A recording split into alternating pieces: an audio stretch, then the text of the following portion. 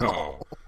So this week we're talking about Season 5, Episode 2 of The Walking Dead, Strangers, directed by David Boyd and written by Robert Kirkman himself. So before we get into the plot synopsis, what do you guys think of the episode in general?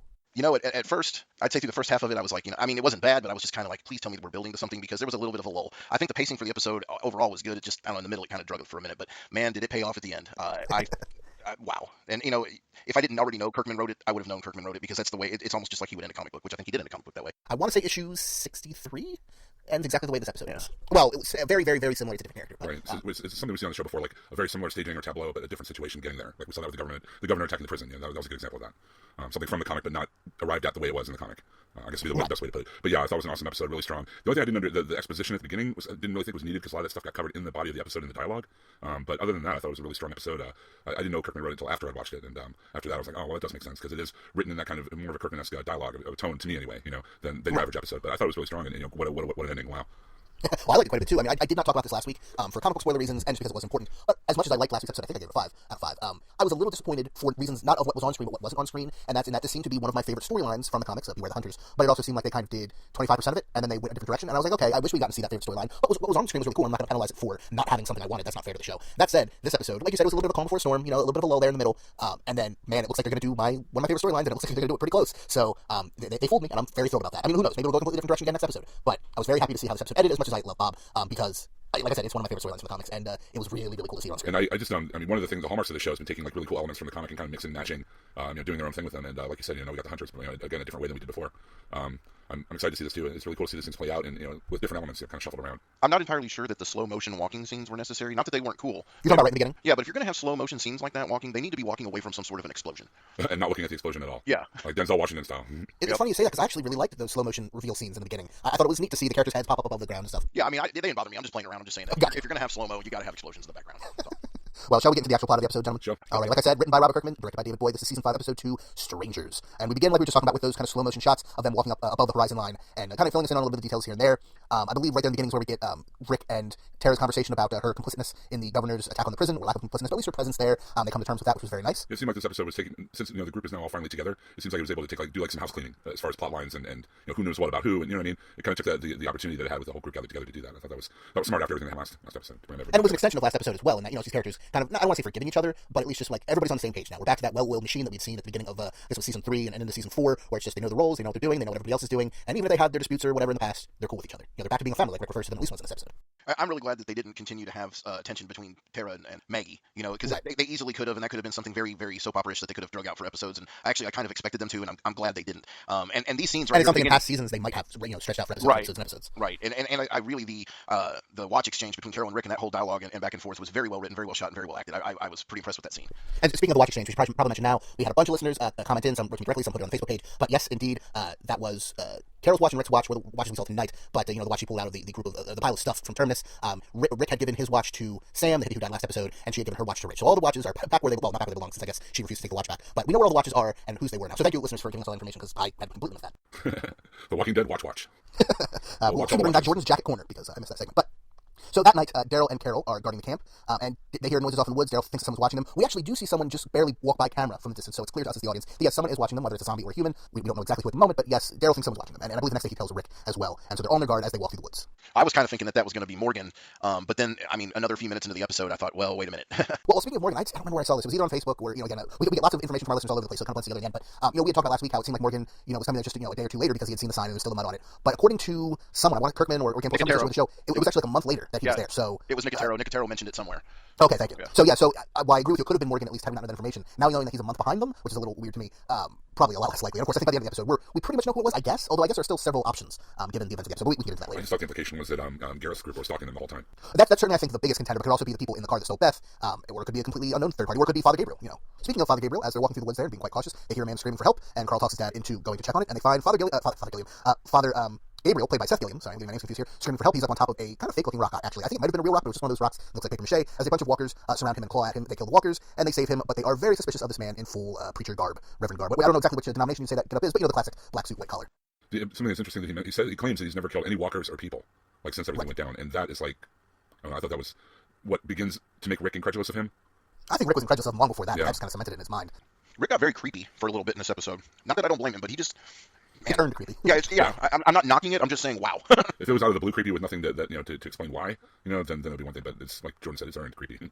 Well, I'm thinking we're finally getting the Rick that we've wanted to see now. I think I'd agree with that. This is, prototypical comics Rick. Although, Comic Rick has gone through as many changes as TV show Rick over the years. It's just, this is the one people tend to gravitate more towards. A game Rick, who's not going to take any of his guff. Right. So they follow Father Gabriel. I'm just going to call him Gabriel from now on. Sorry, folks, no disrespect meant. But they follow Gabriel back to his church. They investigate, and Gabriel gives his kind of side of the story, which is right before the zombie apocalypse happened, they were having their annual food drive at the church. And it was like the day he was going to take it to the food bank is when everything went down. So he had all this food left over, canned food, so it was not perishable, or at least last for a really long time at the church. And that's what he's been surviving off of. It's starting to dwindle down, so he's been doing supply runs, but that's how he's avoided zombies. That's how he's avoided having to deal with too many people.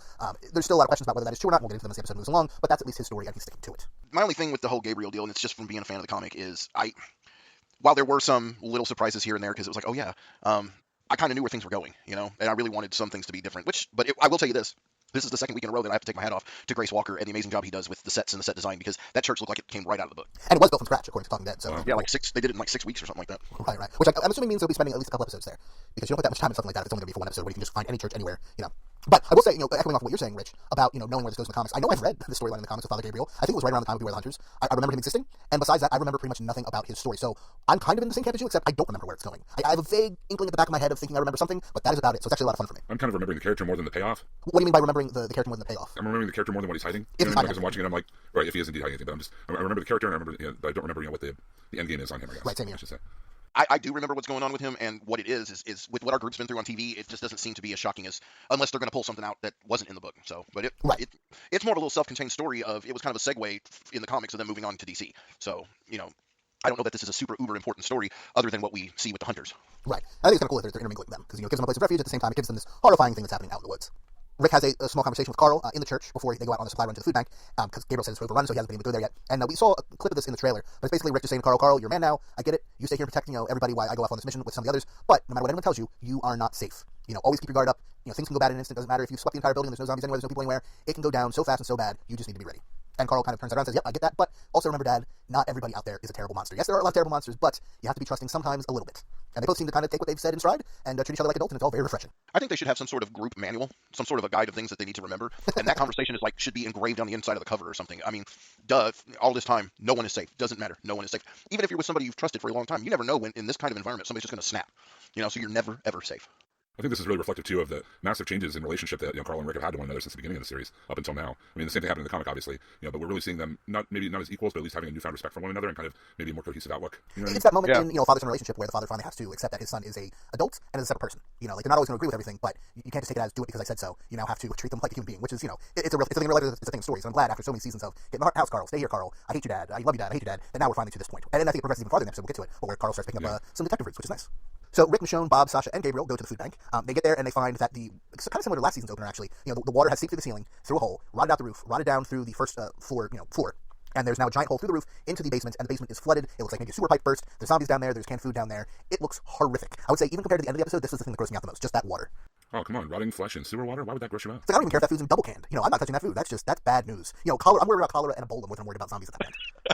Ebola, yeah. Only if one of those zombies down there in real life was named Stu, that would make it awful. Of course, Stu was our well walker from season 2. That was that was the zombie. Oh, yeah, that's true. Yeah, I forgot about him. Yeah. So they decide to go down there into the murky depths, which is just a terrible idea, but they're doing it in a smart way. They use the kind of racks of food on them to block the zombies, kind of almost like the fences at the prison or terminus where you can just stab through them and the zombies can't get you. By the way, these are some of the coolest looking zombies we've ever had. They're not even just waterlogged like Stu from season 2, but they're like the flesh is falling off them. They're referred to what I'm talking about, falling off the bone, and somebody makes ribs like Jim. It's something like that, and they look skeletal. There's bone revealed in places.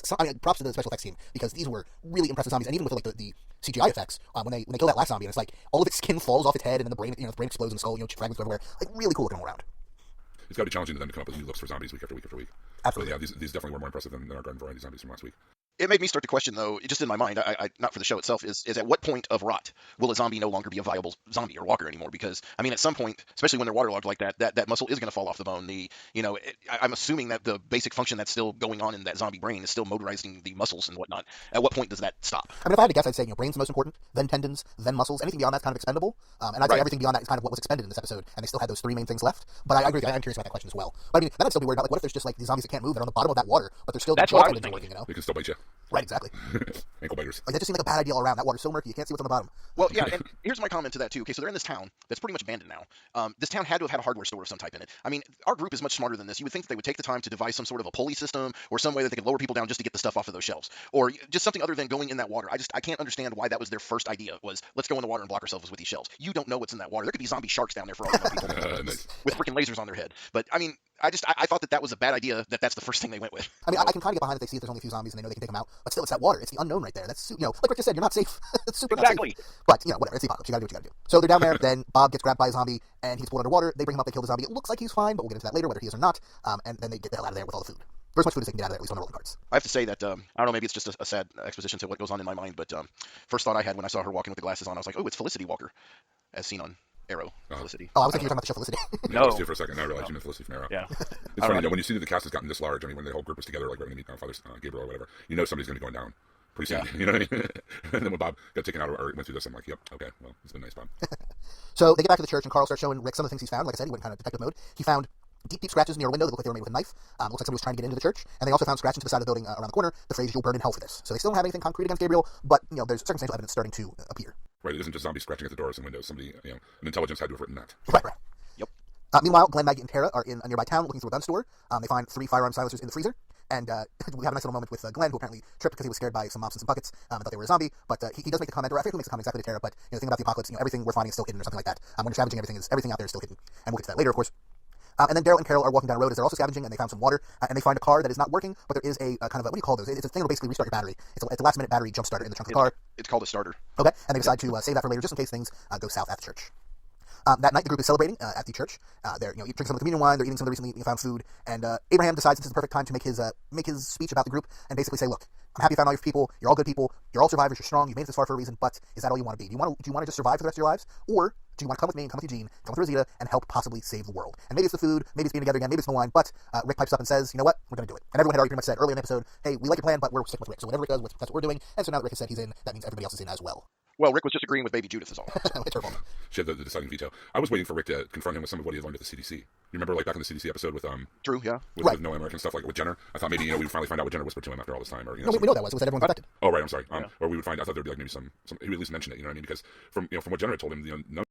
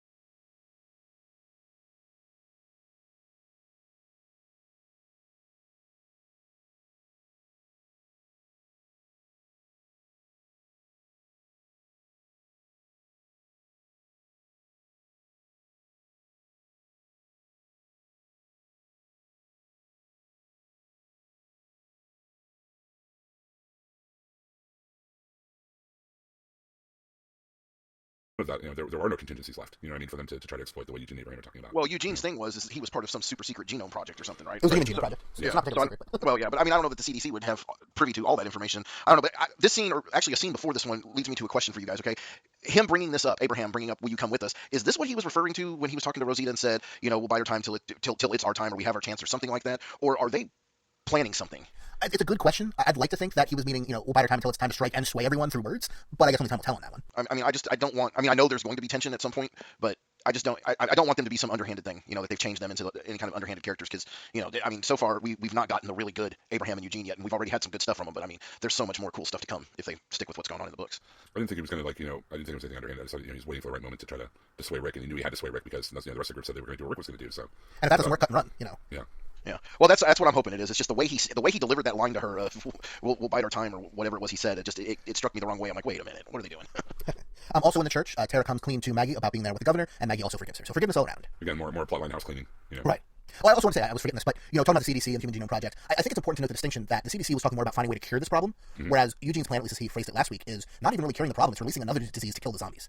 I would just think, if there was that big of a, something on hand for the government, I don't know, I just expected Rick to say something about it, because it's something that didn't happen in the comics, so there was no reason for him to bring it up with Abraham and Eugene then, so I was kind of expecting him to say at least something about it this time, because it kind of related, so. Right. I mean, just in my mind, I guess. Also throughout this episode, I should have mentioned it earlier, but we've seen that what was only kind of hinted at previously is a thing Bob and Sasha have the hots for each other, and so they have some nice little moments throughout the episode, which should have been our first clue that something was about to go terrible, and probably was for a lot of viewers, including myself, but in the church, Bob and Sasha have a nice little moment, and then she goes over to hold the baby, and they kiss one last time, and then he makes his way outside, where he starts crying. Meanwhile, Carol kind of distances herself from the group as well, and she makes her way back out to that car, because she's, I'd say, kind of in a panic mode. She doesn't know what to do. She's been on her own for so long, but she goes to that car and starts it up, and Daryl comes out and reveals that, he's been following her, basically, and tries to talk her into coming back when a car flies by, and it's the same car that, or seems to be the same car, that kidnapped Beth last season, and so they knock out the lights on the car, and they go to follow that car. Now, do you think Bob went outside to cry because of what happened earlier, or the fact that everybody was drinking wine but him?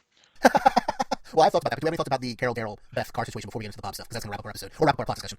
I mean, obviously it's tied to what happened with Beth, but I don't think it really gave us enough information to really, deep dive into yet. Yeah, it's nothing conclusive other than they saw the car go by that you saw before. Do you think we'll get a whole Daryl and Carol centric episode, or just them on the road tracking this group, or do you think we'll be cut back and forth with the other storylines? I think it'd be a smart play for them to maybe break off a couple of them in smaller groups, and Daryl and Carol seem to be an obvious choice for this plotline, because they have so many in the cast now. Rather than trying to give everyone their 30 seconds in the story, maybe it'd be better to have one episode focusing on them and they're tracking down Beth, while the rest of them deal with Gabriel. Right. Yeah, I'd be fine with that, because I really liked. I mean, I think that there was one or two many last season, but I really liked the separate episodes that they had the second half of the fourth season.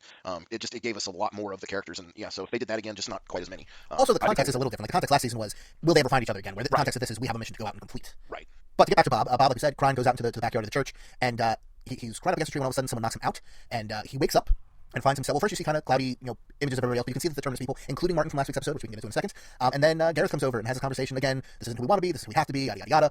And then basically concludes with him saying a line directly out of the comics, which is, "A man's got to eat." As the camera pulls back and we see that Bob's leg has been cut off, and the terminus folks, or should we just call them at this point the hunters, are eating his leg as he screams, and the episode ends. No, Bob wasn't bitten before in the raid. We don't know. Yeah, we're not sure. I mean, comics readers have a thought based on something that has happened in the book, but we don't know if that's the same in the show, or if it's going to be completely different, or if it's only partially different. We don't know for sure that he was bitten in that raid, but I would question, if he was not bit, why in the world was he so focused on getting one last kiss and then going out to cry? That's why. I mean, I assumed he was. That's why he was out there crying. Is what I thought, because he realized he's now reaching the end. Right. Yeah. It's my thought of thinking he was bitten. It has nothing to do with the comics. It's based on literally what we've seen up in the episode up to the point where he was crying. Right. Now, I have a question, and maybe it's just me looking too much into what's on screen there, but what is with the marks in the trees? Like, the tree that he got knocked out by, there was a line, and then another tree with two lines coming off of it. Then another tree that you see whenever the scene of him and Gareth talking. Another tree, there's just a straight line chiseled into the tree. I don't know if maybe that's just something we're not supposed to see, or if it actually means something in the show. But I found it kind of odd. It was in two places this episode. I think it could be connected to the whole Morgan thing, possibly. With the hobo signs? Yeah, and also markings on trees to mark like property lines are fairly common, especially in the south and stuff. More These look kind of fresh, though. Right, but my also thought is, and this goes into the scene we see for next week's episode in Talking Dead, and no spoilers here, but we do see another character standing by that tree, and it could just be the tree in the backyard, and it could be just to give us a very clear sense of context and surrounding, just so we know this character is standing in the same place that another character was standing previously. It could be as simple as that, or it could be a story reason. Now, I do know, because I could go look up more hobo code. I looked up hobo code last week, honestly, and the X inside a circle means two different things. It means sanctuary, or X means sanctuary, and with the circle it's sanctuary, and there are free handouts available. Okay, that's cool. That certainly plays into the story. Yeah, so now I'm going to have to look up and see what the line with the two little ones off the end mean. And is it connected to Agents of S.H.I.E.L.D. in any way? Yes. For more on that, listen to our It's All Connected Marvel Cinematic Universe podcast. Also, hhwlod.com. So yeah, Bob is getting eaten by the termites. And there's now, for anyone who is still denying it, there's no question, they're definitely cannibals. I think most people were on board by last week's episode, if not earlier, but it is 100% absolutely clear at this point. They are cannibals. After last week, what other conclusion could you draw? Exactly. They just really hated people, and were very efficient about killing them. I don't know. Right. But Soylent Green is made of people. Yes, exactly. So before we get to the Nielsen ratings and our thoughts and our listeners' thoughts on the episode, Rich, why don't you tell the fine folks about our wonderful sponsor? Well, our sponsor is DCBS, Discount Comic Book Service. And let me tell you, if you like comics and you like saving money, this is where you need to go. You can get up to 30, 40, sometimes 50% off of your monthly comics, as well as trade paperbacks, toys, statues, anything your little geeky, nerdy heart desires. They pretty much will have on there at a very good discounted rate. Usually you can get your Walking Dead hardcovers at around 30% off. Some of the trades come out at 30 and 40% off. And then, of course, the monthly floppies as they come out are definitely, a steal. As you're getting them way off the newsstand cover, if you will. So be sure to go check them out at dcbservice.com. Once again, Discount Comic Book Service, dcbservice.com. And we thank them very much for their continued support of the show. Keep them in mind for all your holiday zombie needs. Absolutely. And with Halloween coming up, you want some Walking Dead t-shirts, all that kind of stuff. It's cool. And if you don't have anyone to buy for, just tweet me at ChubToad01. I'll give you my address. You can send me whatever you'd like. So, gentlemen, what were your thoughts on this episode? Jim, why don't you start us off? What are your Buster ratings? Of course, out of 1 to 5, 1 being the lowest, 5 being the highest. First of all, I just want to say I want Michonne to get her katana back. Yes. Or some sort of katana. I mean, I know there was this thing where she felt like she was okay with that or whatever, but I really want to have it back. I think it'll be like, Luke getting his lightsaber back at the Jabba Palace scene in Return of the Jedi would be a cool moment. I really enjoyed this episode again. Like I said, there's some plotline house cleaning going on, which I really appreciated. I'm glad they didn't let that stuff go. The action scenes were good. The payoff at the end, of course, was incredible. Seeing again another great scene from the comic recreated in the show like that, but kind of shuffled around in a different way. I really enjoyed that. I give the episode a 4.5, same as I gave last week's episode. Again, I really enjoyed a good mix of character stuff and action. Rich, what are your thoughts on the episode? I really, really enjoyed it. Like I said at the beginning, there was a little bit in the middle of a lull, but it paid off and made perfect sense by the end of the episode. And to what Jim was saying, I agree. Michonne without her sword, just something isn't right. And I actually kind of got a little angry when she kind of just blew it off as, it wasn't mine to begin with anyway. Lady, that's your signature piece right there. You need that back. And my hopes are that Gareth has it, and after Rick puts the red-handled machete through his skull, gets it back for Michonne. So as far as the ending of this, I thought the Bob's Blue Plate special was really good. I really enjoyed how there were so many moments and scenes in this episode that seemed to pull right off the page of the comic book, and definitely some of Kirkman's best writing, and very well shot, very well done. It was. I kind of wanted that intensity of last week to continue, but the way that this kind of brought you down to a certain level and then crescendoed back at the end to what we had was very well done.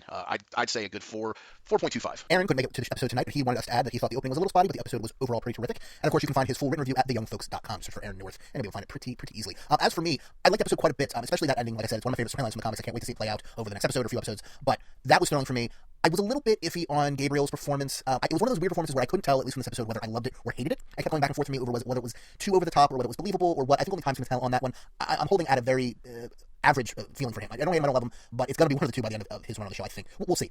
I'm going to give it a 4.5. Very solid episode. Yes, it had that kind of lull in the middle, but I think it was very important thematically as a calm before the storm. And that storm, if it's anything close to the comics, is going to be awesome. So 4.5 out of 5 for me. But Jim, who cares what we think? What do our listeners think? And of course, listeners, if you are new to the show, you can go to facebook.com and check out the Walking Dead TV Facebook group and chime in with your thoughts there and discussion all throughout the week of all kinds of Walking Dead stuff. The Walking Dead TV podcast is the name of the group on the Facebook. You might have heard of the Facebooks. The kids are it's real popular with the kids these days. Not only can you get all the news that we can find about The Walking Dead, a lot of interesting discussions going on there. And as Jordan mentioned, you get a link directly from there to the Young Folks review that Aaron has done for all the episodes of The Walking Dead straight from our Facebook group. Thanks to Ever Santa Marina for putting out our Buster ratings thread this week. I have been busier than a one-legged man in a bucket contest and did not have time to do so. So I appreciate that to him from him. We have a ton of really great comments about this episode. First off, from Ever Santa Marina himself. I wish I could be so succinct. 4.25 old flames wilting in a flooded basement out of 5. I missed some of the significance of the dialogue as the reunited party sorted out petty grievances. What are there, like 15 people plus Gabriel? This party is huge, though. They managed to okay from a plot perspective, and yes, logistically, this will be a very difficult group to manage on an ongoing basis, and we still have Beth to track down. Kind of the same point we made in our discussion of the episode. It's a big group that they're dealing with now, and maybe breaking off into smaller cells to kind of break up the storyline might be a good idea. I thought it had good pacing, a suspenseful story, and still had good character building. A little puzzled why Carol didn't want to hang with the group, but again, I'll give him some rope. It seemed to work out. Of course, they spotted the car with best abductors. Mike Jones gives it 5 cannibal holocausts out of 5. This episode fired on all cylinders. We have the hunters via terminus. Think about what it must have been like for Bob to wake up and find out his captors were eating parts of you. This is one of those instances of a perfect episode showing the true potential of the series. Monica Smith and Cito for barbecue Bob legs out of 5. I think they did a good job of the characters coming clean with things. But Tyrese, let it go, man, please. What's done is done. I really think Carol's about to leave the group before Daryl caught up with her. Still wondering why Bob left the church crying. I thought it was because he got bit. Didn't want to tell Sasha since they were eating him. But since they're eating him, I don't know. Also, is Father Gabriel a character in the comic? Yes, Monica, he is. Trisha Terrell Collins, I will post first. I will with 4 out of 5. Quest for fire meals. Good. Next up for 4 out of 5 canned food drives. There's nothing I can say without giving all spoilerific. But I totally called this one. Tickle to death. They're going this route. I'd say Bob was bit, and you know what that means. Then there's a discussion going on whether between Nick Muse, Mike Jensen, and some of our other listeners as to whether first of all, they're done with TV Tyrese and whether Bob was bit or not. So, Mary Tarpecchia, 4.5. Bob is the new Dales. It was a solid 4 until the barbecue. Sorry, Bob. I love the hunters and announced the comic Michonne needs her sword back.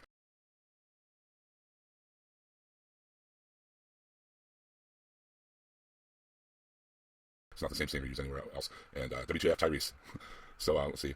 Jason, there's also discussion about Tyrese leaving Martin alive, as was called by Chubb and Aaron on the last episode. So good call there. Vindicated. I wanted to add there. Yeah, apparently I was wrong, but I did like on Talking Dead, Chad Coleman, who plays Tyrese, was saying, and I don't know if he was saying for him or for the character, but regardless, he thought Martin was dead. And from what I got from him was he was saying he thought he had beaten him to death. The fact that he's still alive is a surprise to him. So he may have tried to kill him and just not succeeded. And it may not have been an actual lie, but just a misunderstanding with life and death, shall we say. But we'll see. Terry Bernard, fist bump, enough said. Max Silver agreed that was pretty awesome. I disagree. I like Terry a lot, and she lost some points from me for doing fist bumps. Fist bumps are dumb, folks. Stop doing them. That's so 2012. Luke Smith, what a great comic book comparison episode. It's these type of episodes fans of the comic books love to see. You are not safe, Carl. This is quote. Ian Tim's 4 out of 5 Fubar magnitudes. Eugene is ace. I can't wait to hear what he has to say next. And Richard Chopper Cherry Charrington. Good solid episode. How many other people thought the same as me at the start of this episode? That Bob was going to get it somehow. And the moment he was showering Sasha with kisses, I knew. I hope he managed to escape from the cannibals and legs it. Poor British humor there. The preacher obviously has something to do with Beth, so looking forward to the story building. I'll give this 4.5 shells full of sewer-covered cans of food out of 5. Can't wait till next week. Blend Gargake is 4. Sneaky Carols, trying to escape out of 5. It was solid. And if you would like to let us know what you think of each episode of The Walking Dead, again, it's very simple to do. Just go to the Facebooks, dial them in on your local interwebs, and go to the Walking Dead TV podcast group, and you too can join in all the fun. As for the Nielsen ratings, this week's episode had 15.143 million total viewers, with 9.796 among adults 18 to 49, which is the most important demographic for television advertisements, and a 7.7 in the rating, which is a little bit down from last week, but that's fairly standard with premieres and finales are generally higher than everything else, but still extremely solid ratings, higher than pretty much anything else on television. So very, very good there. It just keeps snowballing, bigger and bigger. It just seems, it's the opposite of every other show on television. They start big and lose, viewers by attrition. This is just the opposite. It's the same way with the comic too. It started out with a very small audience and just kept growing and growing and growing. So it's the trend that we've seen in the show that bucks all normal conventional thought and trending in television. So Here, another 15 years of the show is what I say. I want the show to keep going until Judith is the leader of the group. Rock on. So I think that's it for our discussion of this week's episode. We have a little bit to say about next week's episode, but we're going to close out everything first for anyone who doesn't want to have any spoilers even close to them. So You can leave us a voicemail at 972-798-3830. That's 972-798-3830. We'd love to hear from you. Or send us an email, comments at walkingdeadtv.com. Or, just send us messages the same way most people do, which is on the Facebook group. Just search Walking Dead TV Podcast on Facebook. Check out hhwlod.com for all of our great shows like Half Hour Wasted, The Long Box of Doom, The Black Box out now, the Pod Cranecast, DCTV, It's All Connected, Marvel Cinematic Universe Podcast, and many, many more. If it's awesome, if it's nerdy, we've probably got a show on it that you would enjoy. You can follow us on Twitter at WDTV Podcast and at HHWLOD_network. I'm at JordanFRM Jersey, Rich is at ChubToad01, and Jim is at Yoda Jones. And so until there's no more room left in hell and the dead walk the earth, remember, a man's gotta eat. Have a great week, everybody. And next week on The Walking Dead, if you don't want to know anything at all, skip out now. But next week's episode is entitled Four Walls and a Roof. And the very brief synopsis we have from TV Guide is Rick and the group find themselves pitted against some very nasty people. Well, duh. I love how descriptive that is. I'm on the edge of my seat. And from the previews of next week's episode, it looks like at least a large chunk of the Hunter's arc will take place next episode. And I'm very excited about that. I can't reiterate it enough. It's one of my favorites storylines from the comic. It's awesome. What happened in the next week